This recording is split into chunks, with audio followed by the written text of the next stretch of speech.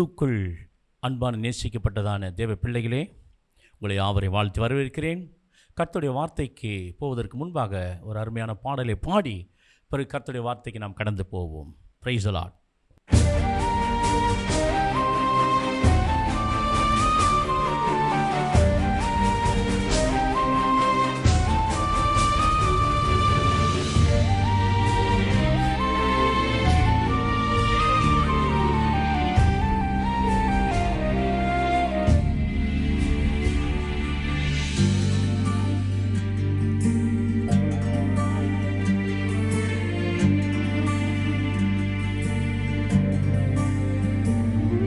என் நீதியை வெளிச்சத்தை போலாக்குவீர், என் நியாயத்தை பட்ட பகல் போலாக்குவீர்.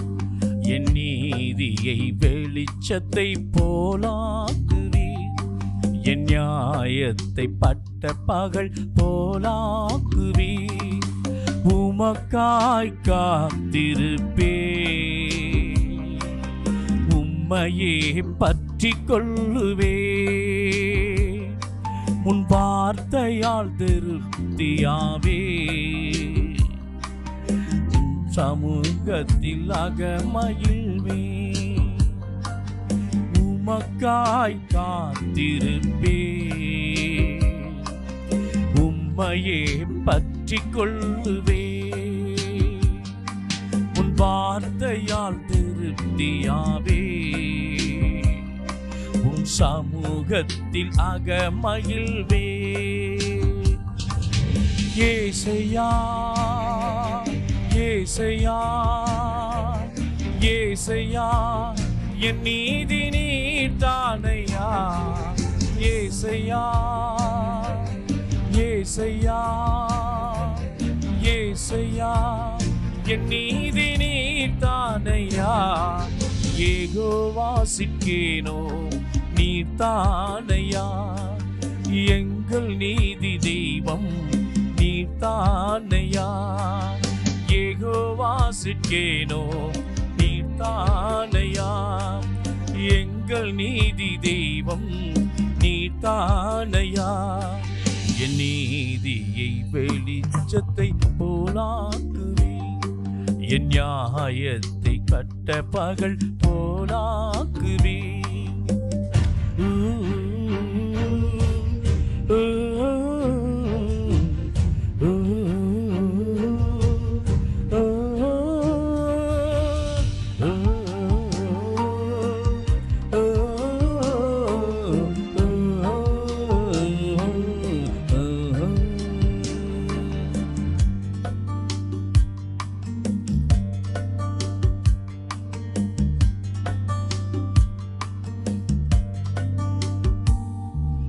துன்மார்க்கரின் செல்வ திரட்சியை பார்க்கிலும் நீதிமான் என்னுடைய கொஞ்சம் நல்லது.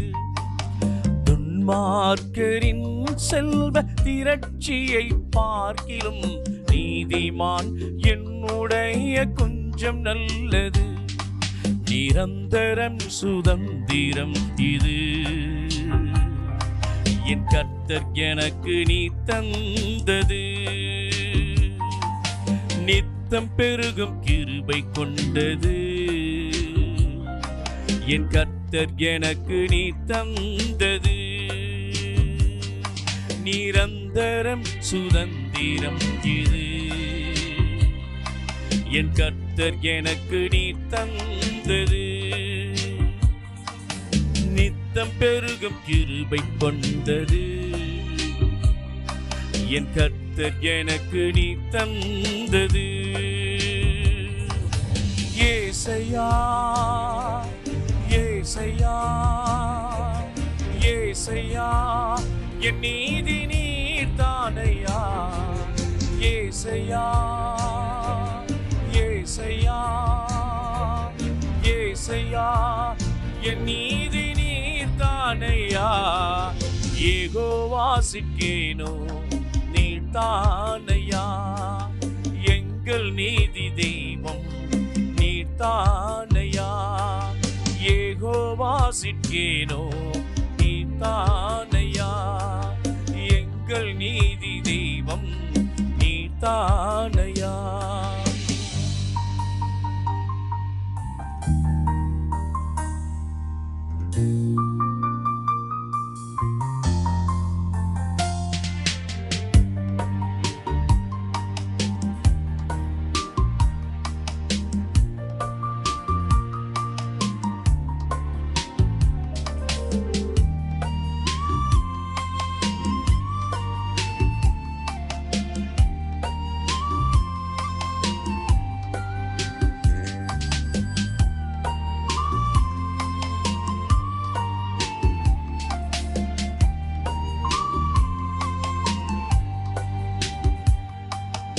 ஆபத்து காலத்தில் வெட்கமடைவதில்லை நான், பஞ்ச காலத்திலும் என்னை திருப்தியாக்குவீர்.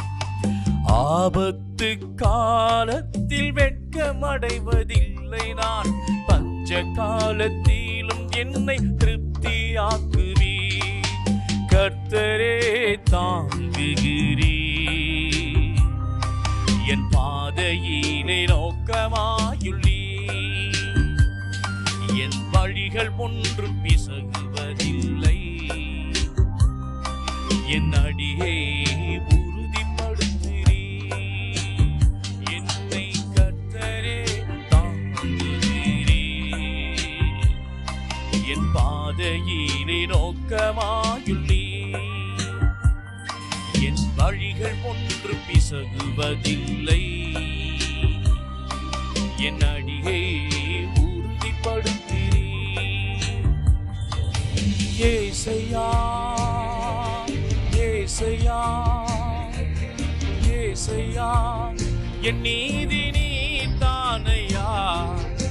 ஏசையா ஏசையா ஏசையா, என் நீதி நீதானையா.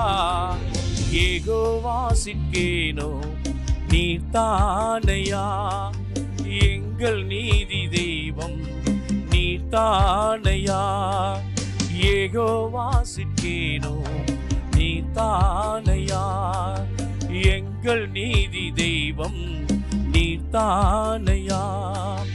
நண்பகல் மட்டும் அதிகமாய் பிரகாசிக்கும் சூரியன் போல் என் பாதைகள் எல்லாம் அதிகமாய் பிரகாசிக்க செய்பவர் நீ.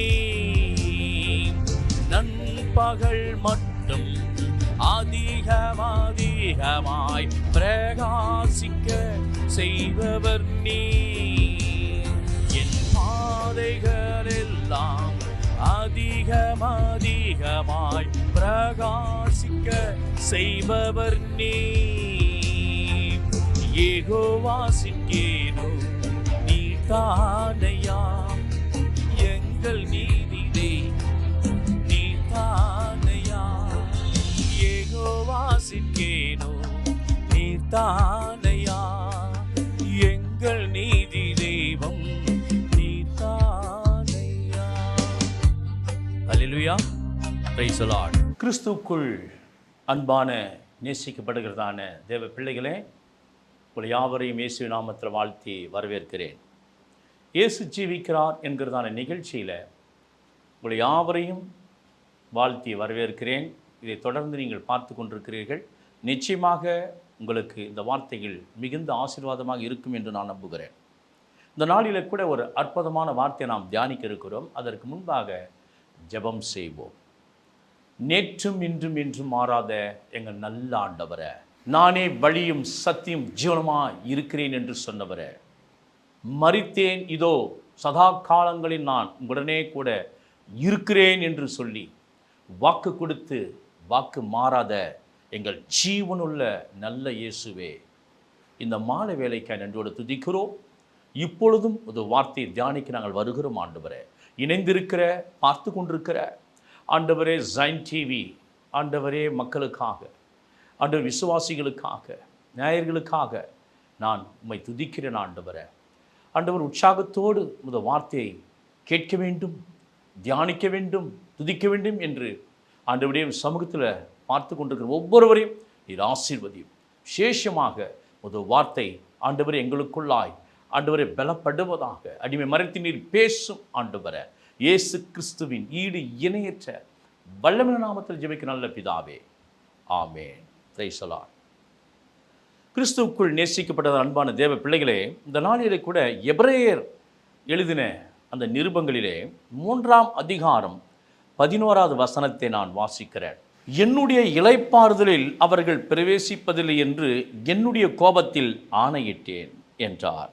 இங்கே இந்த எபிரேயருக்கு எழுதின நிருபம் இவருடைய ஆசிரியர் யார் என்று இங்கே குறிப்பிடவில்லை.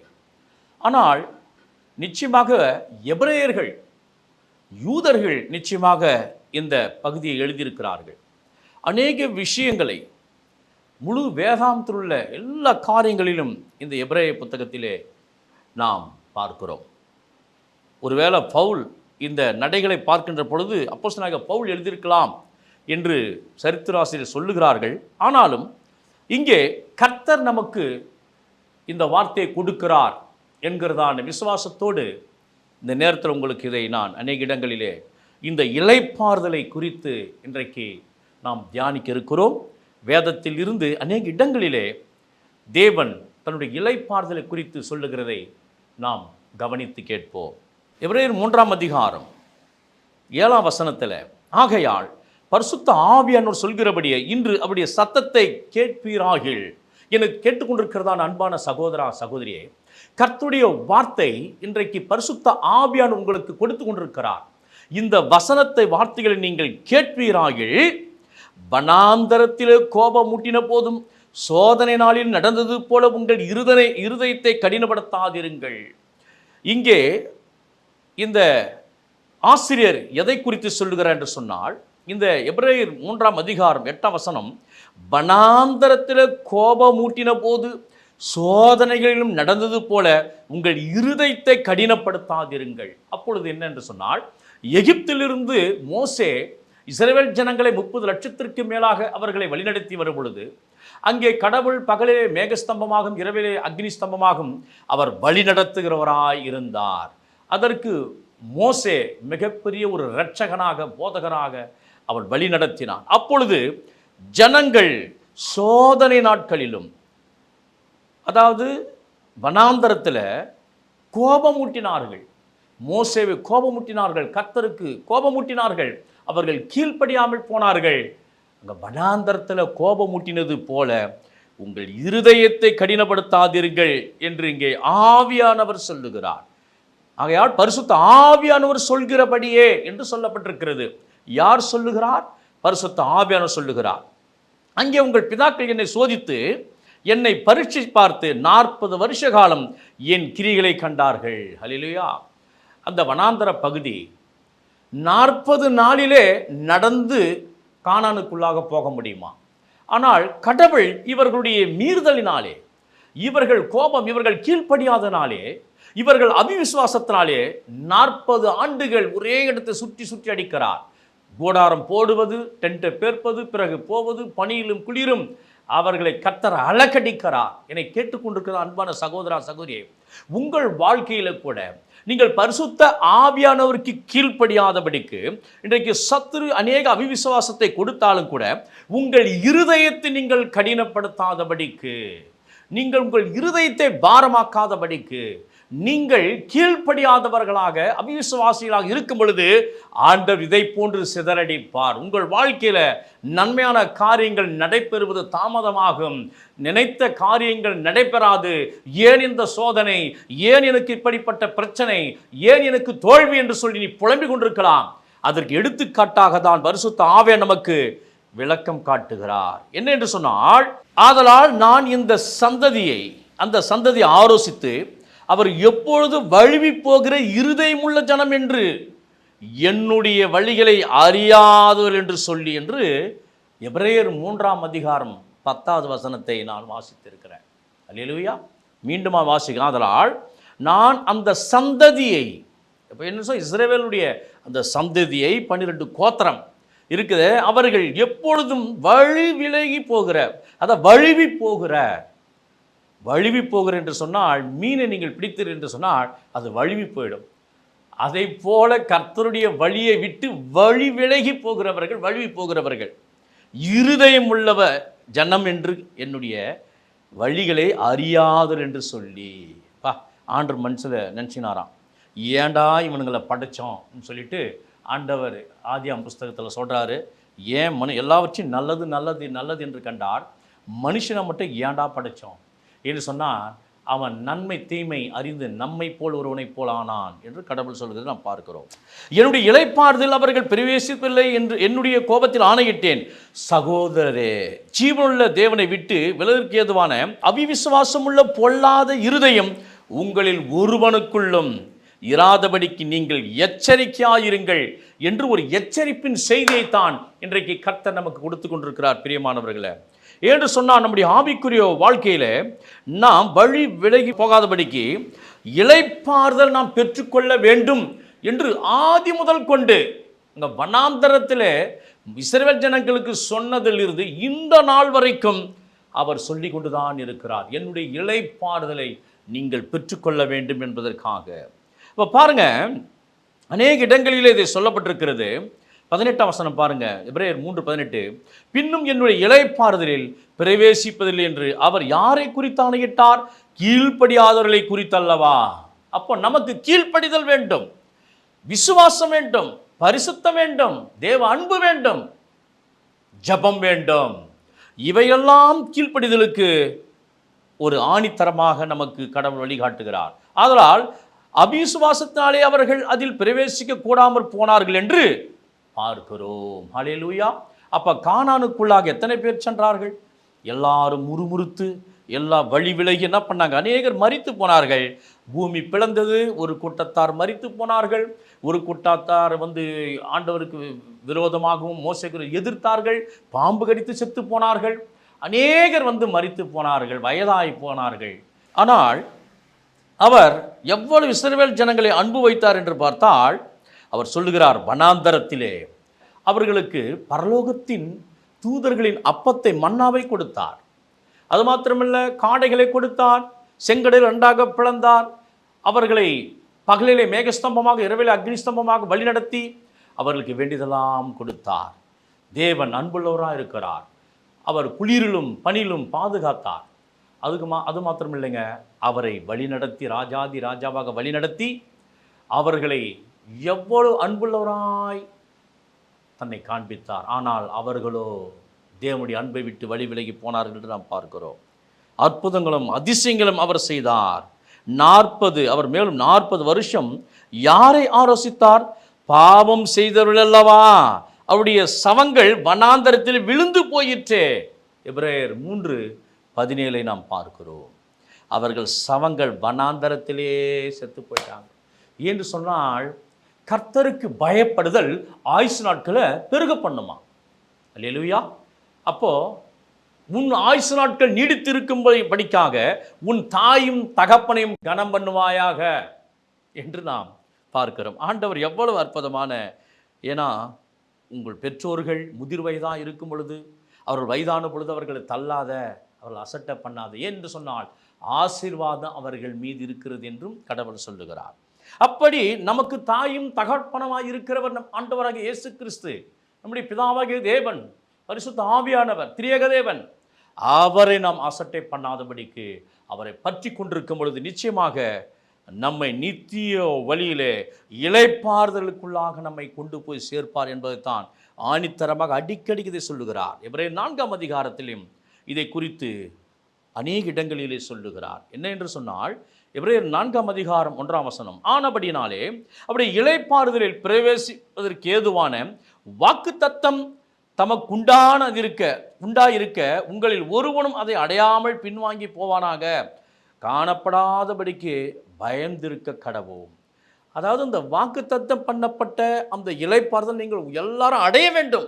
தயவுசெய்து பின்மாற்றமாக போயிடாதீங்க என்று உங்களை பார்த்து கர்த்தர் சொல்லுகிறார். அன்பானவர்களே, ஏனெனில் சுவிசேஷம் அவர்களுக்கு அறிவிக்கப்பட்டது போல, கவனிக்கணும், ஏனெனில் சுவிசேஷம் அவர்களுக்கு அறிவிக்கப்பட்டது போல நமக்கும் அறிவிக்கப்பட்டது.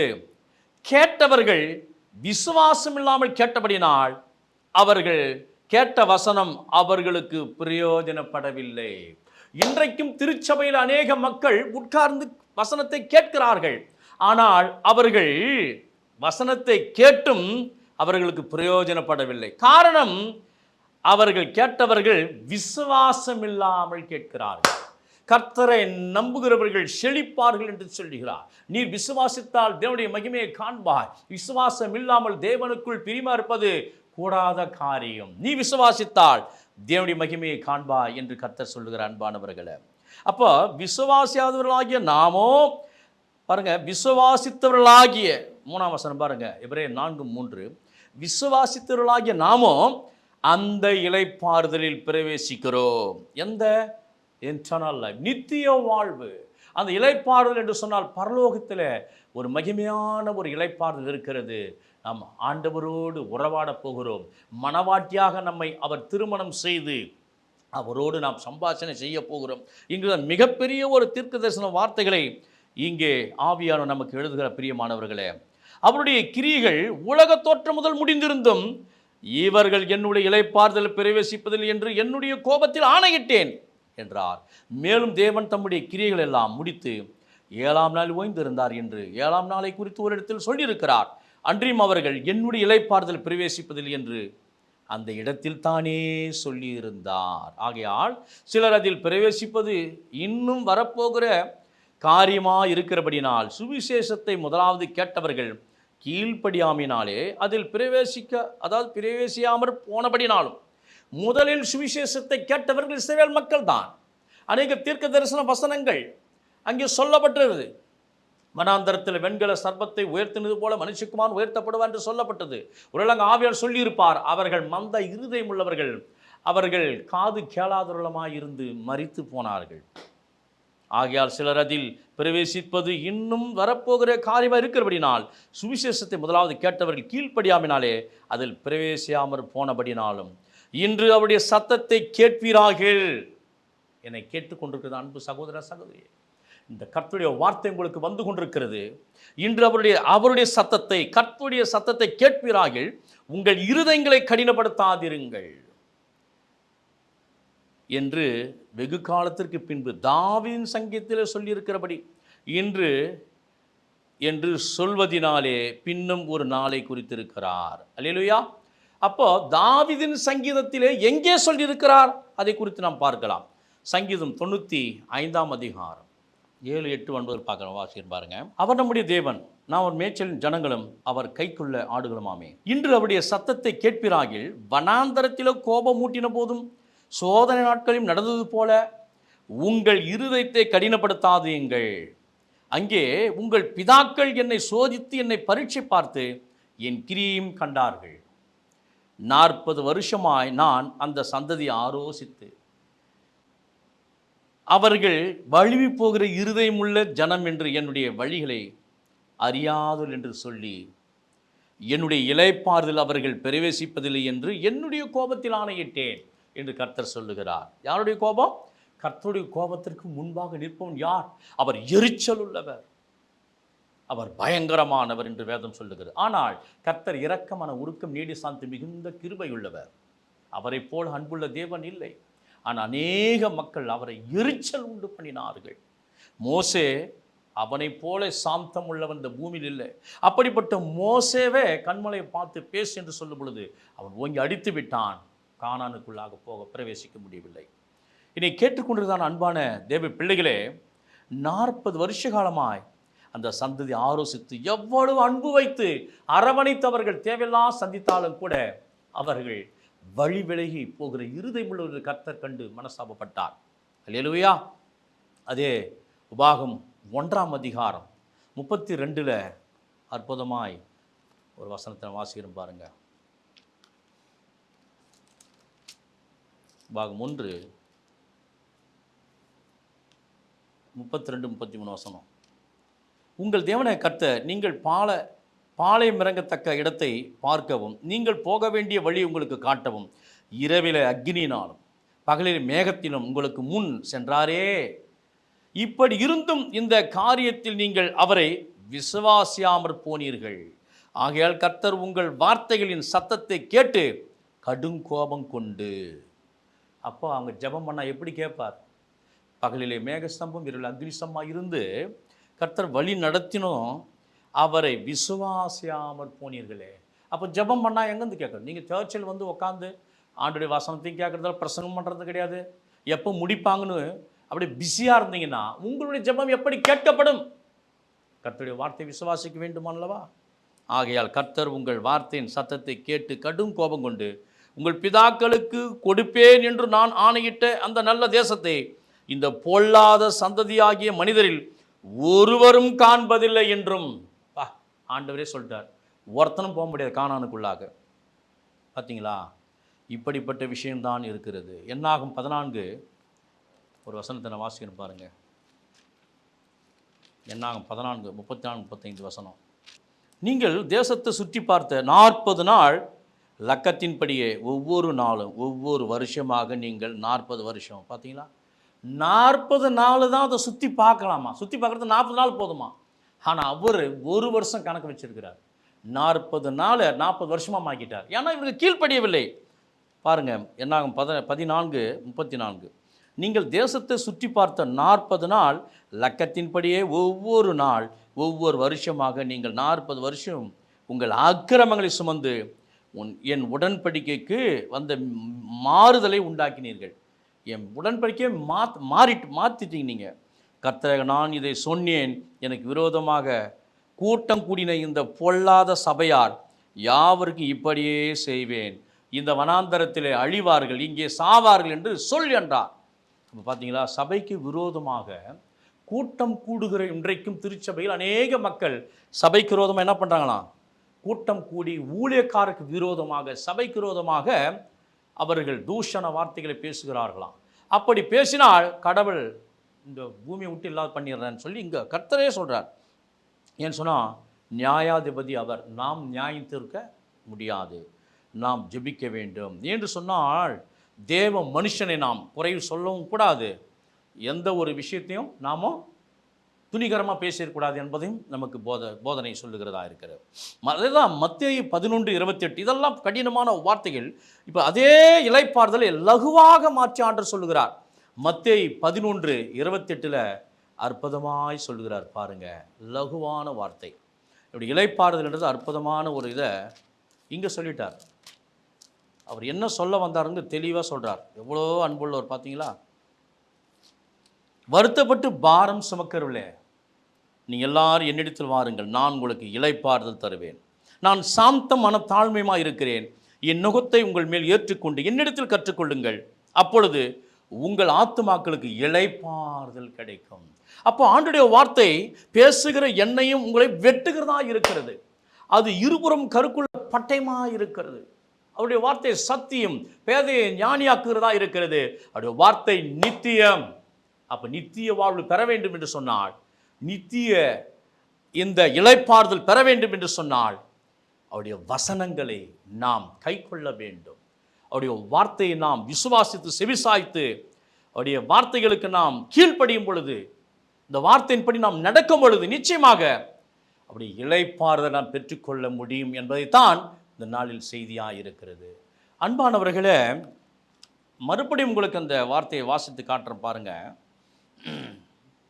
ஆகையால் அந்த திஷ்டாந்தரத்தின்படி ஒருவனாகில் கீழ்ப்படியாமையினாலே விழுந்து போகாதபடிக்கு நாம் இந்த இளைப்பாறுதல் பிரவேசிக்க ஜாக்கிரதையாக இருக்க கடவோம். எபிரேயர் 4:11. ஏனெனில் அவருடைய இளைப்பாறுதலில் பிரவேசித்தவன் தேவன் தம்முடைய கிரியை முடித்து ஓய்ந்தது போல தானும் தன் கிரியைகளை முடித்து ஓய்ந்திருப்பான். அப்போ கடவுளுடைய கிரியைகளை நாம் செய்ய வேண்டும். புரியுதுங்களா? அவருடைய கிரியை என்ன, அவருடைய சித்தம் என்ன, அதே போல் நாமும் முடித்து அவர் சொன்ன வார்த்தையின்படி முடிக்கும் பொழுது பவுல் சொல்கிறார், நல்ல போராட்டத்தை போராடினேன், விசுவாசத்தை காத்து கொண்டேன் என்று சொல்லி அதை போல் நம்மளுடைய கிரிகளை முடித்தால் அந்த திஷ்டாந்தரத்தின் ஒருவனாகிலும் கீழ்ப்படியாமினால் விழுந்து போகாதபடிக்கு நாம் இந்த இளைப்பாறுதல் பிரவேசிக்க ஜாக்கிரதையாக இருக்க கடவோம். அல்லேலூயா. கர்த்தர் தாமே இந்த வார்த்தைகளை ஆசீர்வதிப்பாராக. அன்பானவர்களே, கர்த்தருடைய இந்த இளைப்பாறுதல் நமக்கு முன்பாக வைக்கப்பட்டிருக்கிறது. அந்த நித்திய இளைப்பாறுதல் நாம் பெற வேண்டும் என்று சொன்னார். அவருடைய பிரசன்னத்தில் அவருடைய வார்த்தையில் அவரோடு கூட எப்பொழுதும் மகிமையாய் நாம் நித்தியத்தில் பரலோகத்தில் வாழ வேண்டும் என்று சொன்னால் நாம் அவிசுவாசமாக இராமல் விசுவாசத்தோடு ஒரு வார்த்தைக்கு செவிசாய்த்து கீழ்ப்படியும் பொழுது நிச்சயமாக அவர் இளைப்பாறுதலை பெற்றுக்கொள்ள முடியும். கண்களை மூடி ஜெபம் செய்யலாம்.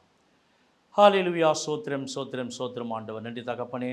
அற்புதமாய் இந்த நேரத்தில் இளைப்பாறுதலை குறித்து எங்களோடு நீ இடைப்பட்டிருக்க நன்றி ராஜா. ஆமாண்டவர், என்னுடைய கோபத்தில் ஆண்டவர் இஸ்ரேல் மக்களை ஆண்டவரே என்னுடைய இளைப்பாறுதலை நீங்கள் பிரவேசிக்க முடியாது என்று சொன்னீர். ஆனாலும் நீர் மனமிறங்கி வருத்தப்பட்டு பாரம் சுமக்கிறவர்களே நீ எல்லாரும் என்னிடத்தில் வாருங்கள், நான் உங்களுக்கு இளைப்பாறுதல் தருவேன். ஆரம்பத்தில் அவர் கடும் கோபமாக இவர்கள் கீழ்ப்படிய மாட்டார்கள் என்று சொல்லி, ஆனாலும் மக்கள் மிகவும் வேதனையோடு பலவீனத்தோடு கஷ்டத்தோடு இருக்கிறார்கள் என்று சொல்லி இந்த வசனத்தில் இயேசு அதை அழகாக மாற்றி வருத்தப்பட்டு பாரம் சுமக்கிறவர்களே நீ எல்லாரும் என்னிடத்தில் வாருங்கள், நான் உங்களுக்கு இளைப்பாறுதல் தருவேன், உங்கள் துக்கம் சந்தோஷமாய் மாறும் என்று சொல்லி அற்புதமாக எங்களுக்கு வழிவாசல் திறந்திருக்க நன்றி தகப்பனே. இந்த வார்த்தை கேட்ட ஒவ்வொரு தேவ பிள்ளைகளையும் என் கர்த்தர் ஆசீர்வதிப்பீராக. ஒவ்வொருவருக்கும் நீ இளைப்பாறுதலையும் ஆறுதலையும் சமாதானத்தை கொடுக்கும்படி ஜெபிக்கிறோம். உமக்கே துதி கன மகிமை செலுத்துகிறோம். இயேசு கிறிஸ்துவின் நாமத்தில் ஜெபிக்கிற நல்ல பிதாவே, ஆமேன். என் ஆத்துமாவே கர்த்தரை ஸ்தோத்திரி, என் முழுமே பரிசுநாமத்தை ஸ்தோத்திரி. என் ஆத்துமாவே கர்த்தரை ஸ்தோத்திரி, அவர் செய்த சகல உபகாரம் மறவாதே. ஆமேன். God bless you. கர்த்தர் உங்களை ஆசீர்வதிப்பாராக.